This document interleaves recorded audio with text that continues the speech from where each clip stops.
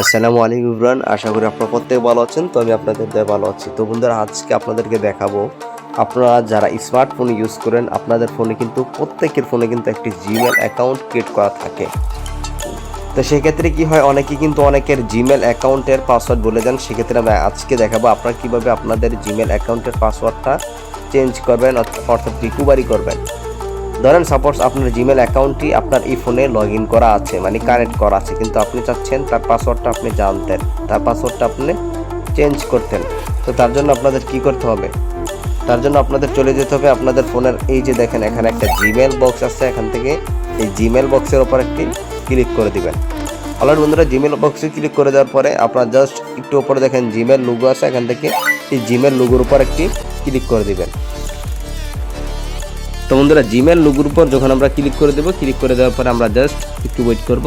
তারপরে এখান থেকে আমাদের ক্লিক করে দিতে হবে গুগল অ্যাকাউন্ট। তো জাস্ট এখান থেকে গুগল অ্যাকাউন্ট এটার উপর ক্লিক করে দিলাম। ক্লিক করে দেওয়ার পর এরকম একটি ইন্টারফেস আপনাদেরকে নিয়ে আসবে। এখান থেকে আপনাদের এই দেখেন এখানে লেখা থাকবে হোম, তারপর লেখা থাকবে এখানে পার্সোনাল ইনফো, তারপর লেখা থাকবে ডাটা অ্যান্ড প্রাইস।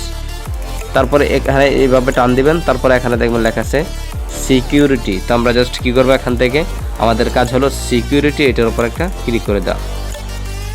অলরেডি বন্ধুরা, আমরা কী করবো, এখান থেকে এই যে সিকিউরিটি যে অপশনটা দেখতে পারতেছেন, আমরা এটার উপর একটা ক্লিক করে দিব।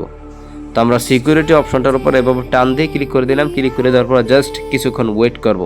তারপর এখান থেকে স্ক্রল করবেন, করার পরে এখানে দেখেন লেখা আছে পাসওয়ার্ড চেঞ্জ, এই যে দেখেন। তারপর আপনারা এখান থেকে এইটার উপর একটা ক্লিক করে দিবেন।